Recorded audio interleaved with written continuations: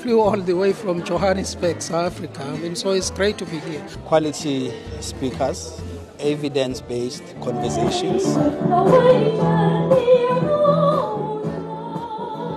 在一曲国际歌当中，全球南方国际传播论坛在上海拉开帷幕。那这次论坛的主题呢是全球南方和世界现代化，有200多位来自世界各国的官员、专家学者齐聚一堂。Countries around the world, particularly in Africa, Asia, and Latin America, began to see in common.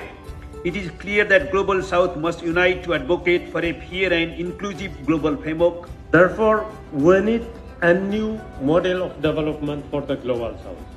The question is how? 那我不知道大家是不是了解全球南方这个概念。从地理上来看呢，发达国家主要分布在北半球的北部，那发展中国家呢主要分布在北半球的南部和南半球。所以全球南方呢是新兴市场国家和发展中国家的一个集合体。但是通过这些年的发展呢，全球南方也变得越来越重要，全球经济占比已经提升到40%以上，逐渐成为国际秩序变革的一个关键力量。And I think if you look into the future, as more and more countries in the global south, their economies grow, I think we are going to see a fundamentally different world. Not just in economic terms, but also in political terms. I think global institutions like the United Nations, you'll see them changing more and more, and the voices from the global south becoming louder and louder. The West has always treated the other is that they pay no respect to their identity, their civilization, their background. An example of how the American hegemon cannot impose its own rules on everyone else. So if, like, for example, America forbids Iran to, for example, sell its oil, if Iran does that, it's illegal. Based on which law? Where does that law and where does that order come from? And what gives America that right to impose law and regulation on the whole world?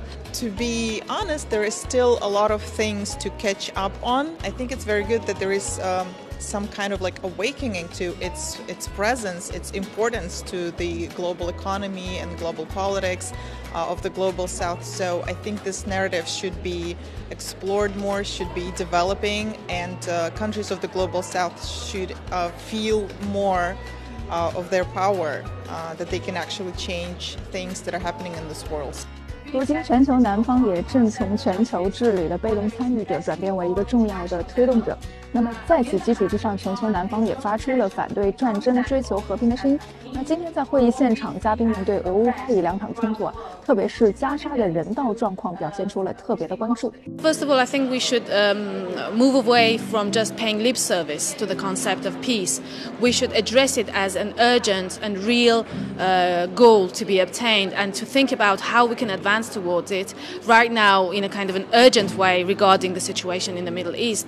So first of all, being able to understand what's happening in Palestine, it's not something that just began on the 7th of October. Recognizing that there's a people, there's a nation who have been treated in an inhuman way for decades. I mean, China is doing a lot of effort, Russia, Brazil, South Africa, many countries of the Global South, they have been trying to create more unity among countries who are willing to or looking for a peaceful solution.